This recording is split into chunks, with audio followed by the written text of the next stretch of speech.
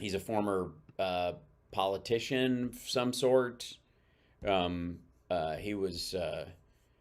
He always makes the same face. He does that side bite. I'm not quite sure why. But this is reshoring production of essential medicines. And by the way, mhm.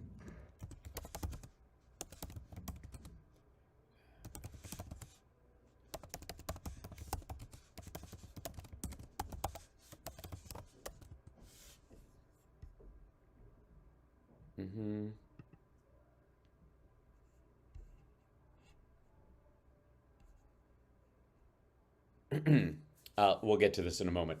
Here we go. This is Donald Trump reshoring production of essential medicines. This is what he's gonna do. Now I think he was president for 4 years, and he didn't do this.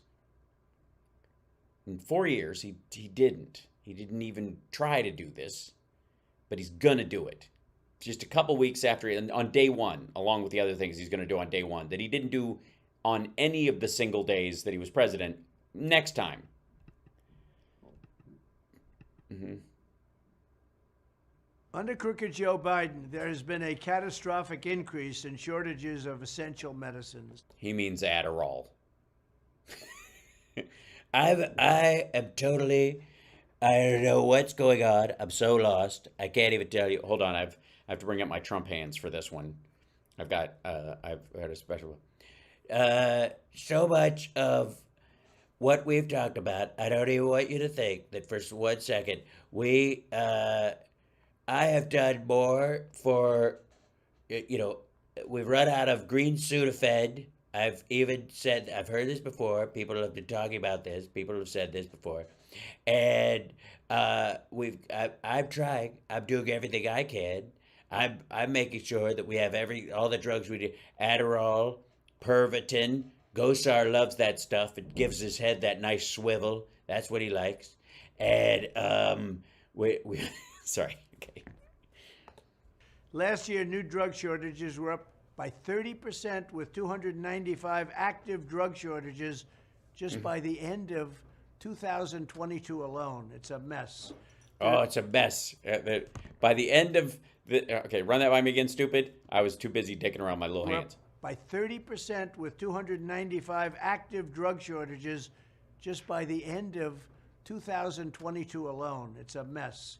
There's currently a shortage of at least 14 critical cancer drugs in the United States. They just can't get it.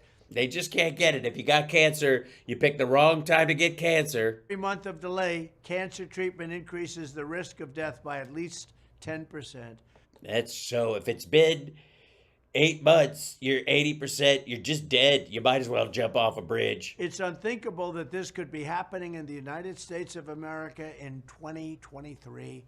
2020. Who could have believed it? It's so long into the thing. 2023. It is truly unbelievable. You're right. As a matter of fact, um, HHS releases essential medicine supply chain and manufacturing resilience assessment as part of the Biden-Harris administration to revitalize American manufacturing and secure critical supply chains. The U.S. Department of Health and Human Services established a public-private consortium for advanced manufacturing and onshoring of domestic essential medicines production. As part of the deliverables of the 100-day pharmaceutical supply chain report, the National Forum to Secure America's Supply Chain for Essential Medicines was tasked with 1.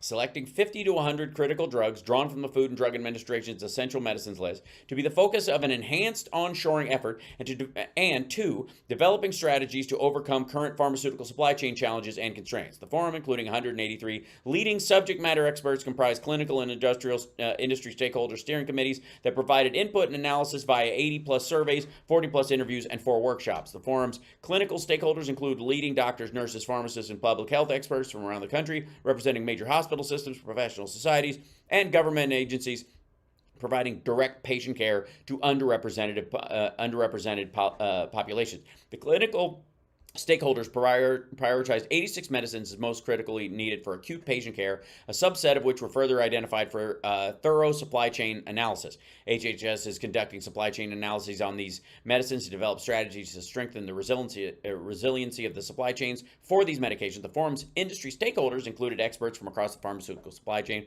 These industry stakeholders, there you go. The forum's industry stakeholders identified a key solution for strategies and specific implementation actions to achieve greater resiliency within the essential medicine supply chain, grouped into 4 categories: increasing supply chain coordination, security, and transparency, expanded onshore and nearshore production capacity, advanced manufacturing capabilities, and innovation, research and development, purchasing, stockpiling, and distribution approaches. They are already on it. So, if you want to understand what Trump is doing in these videos, go look at what executive orders Biden already writes up, or programs they have put in place in their first year of being in office.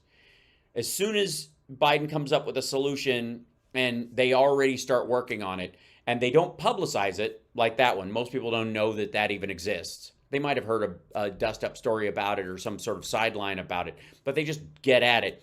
Trump is assuming that no one will know about these things. And what they'll do is they'll hear him touting what he's going to do, which is exactly what's already being done. And then they'll go back and look, and they won't bother to look at the date, and they'll just assume the Biden administration are trying to cop what he's doing. So, yeah, because he's an asshole. Becoming a third world country. Excuse me, we're a ninth world country now. Very rapidly, between our open borders and our bad elections. We are third world, but even We are third world. I got totally distracted. I don't know.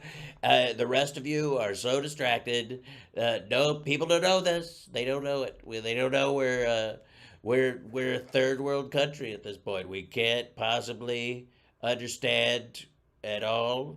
People don't know. They think we're first world, maybe second world. They don't know. I don't know what a second world country is. Maybe they just have a lot of assistant managers. I don't know how that works. But we know that's the important thing. Sorry.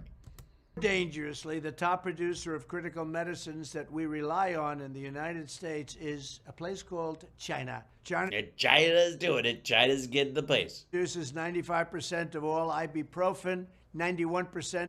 Ibuprofen. Okay.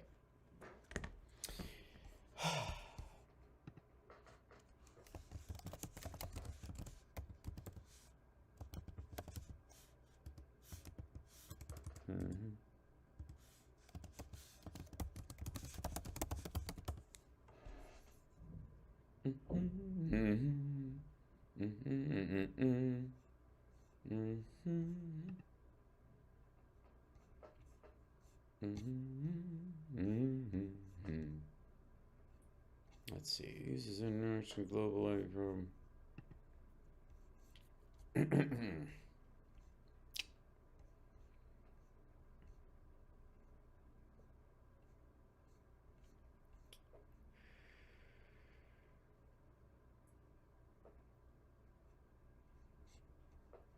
With granules so this is where he's getting his idea from, this global ibuprofen market size, which is Raleigh, North Carolina. This is older data, but it hasn't changed in theory this much. September 24, 2019, global market for ibuprofen is currently estimated to be 44,347 megatons and is projected to grow at a category of 2%. According to Bureau Inc., a procurement intelligence firm, ibuprofen prices have increased 22% from 2017 due to increase in raw material costs, with the prices for isobutylbenzene increasing by 11%. So during Trump, the price of ibuprofen went up 22%.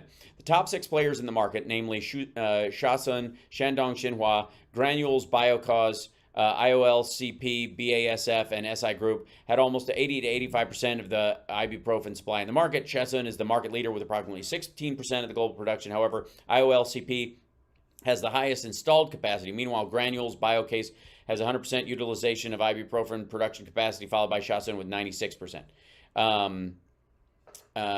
Bureau, which is in North Carolina, further stated its procurement experts can access this report on its market intelligence platform, Bureau Live. The most common forms of ibuprofen are granule salt powder, and aminas. The top consumers of ibuprofen are Pfizer, BASF, Johnson & Johnson, Bayer, Pharm, Dr. Reddy's, Cantum, and Ortho McNeil Pharmaceuticals, with the majority of ibuprofen consumers operating at global level or based in the U.S. or in India.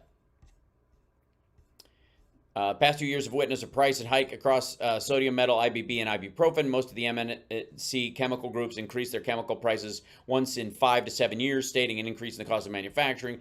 Venati Organics leads the raw material supply globally for IBB and is planning to invest in isobutylcetiphenone, or IBAP, an advanced intermediate of ibuprofen, which can be used as an alternative to IBB by manufacturers. BASF is planning to expand its capacity for ibuprofen at its Ludwigshafen, Germany, and Texas, U.S. sites, with a total investment of $227.6 million, and the German plant is expected to be operational in 2021. Key suppliers of sodium metal are Inner Mongolia. Price of ibuprofen in India tend to be higher per kilogram as compared to ibuprofen China prices based on previous year trends. And that's why there's a larger number of it coming, why the majority of it comes from China. The reason the majority of it comes from China is, simply put, because it's cheaper there. As soon as China drives the price up or denies us the ability to get it, we'll just buy it from India and they'll produce more. But a little place called China, it's always been that way, even during my presidency. Hydrocortisone, 70% of all Tylenol, and nearly half of all penicillin. Can you imagine that? Nearly half Not of just all the penicillin. And why do we get half of it from there? Because it's cheap. public health crisis. It's a national security crisis. As part of my plan to obtain total independence from China, Total independence from China. Fuck reshoring and de-risking and deleveraging or whatever. We're de-Chinaing. we'll phase in tariffs and import restrictions to bring back production of all essential medicines to the United States of America, where they belong. I see. So you won't be able to import medicines from overseas. So the price will, unless it's made here, it's going to be exorbitantly expensive, and you're screwed essentially. Ibuprofen's going to be like $9 a pill. I signed an executive order to begin Because he didn't specify just from China. And if he does it just from China, what the fuck is the reasoning behind that? this process in 2020, but Biden has shamefully failed to follow through. He wants it ended. He wants to take care of China. He wants to take care of China. He wants all of his Doan's pills. He's old. He likes his Doan's pills. They come from China. They're dong pills, which I don't think they're even for your back, if that's what they're called. This is a matter of tremendous urgency. American lives are on the line, and it will be one And American headaches. of my top priorities as president. It will also It wasn't before. create countless new American jobs. Thank you. It'll also create, we forgot to throw that in throw an edit in at the tail end. Process in 2020, but Biden has shamefully failed to follow through. He wants it ended. He wants to take care of China. This is a matter of tremendous urgency. American lives are on the line, and it will be one of my top priorities as president. It will also create countless new American jobs. Thank you. They had to throw that in at the tail. Oh yeah, by the way, it's going to make a bunch of jobs. And of course, it'll make drugs way more expensive. Ibuprofen, you're going to be, where is that Purdue Pharmaceutical cheap oxy? Maybe I don't need 2 ibuprofens. I can just lick a fentanyl and that will do it. Again,